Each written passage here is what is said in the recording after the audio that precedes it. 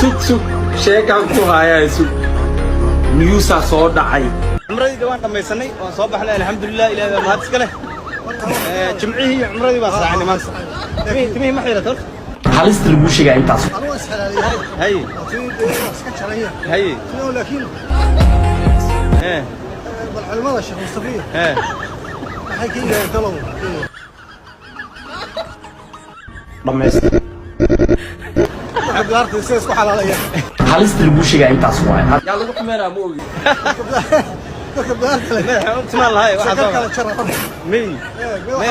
ma dadkaan timaha lahayn kolley kuwaan timaha lahayn baynu weydiinaynaa kuwaa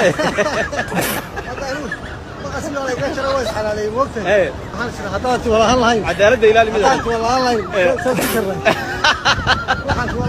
bal sheekh muuse baan weydiinaynaa arrinta yaa lagu xumeeraa ma ogi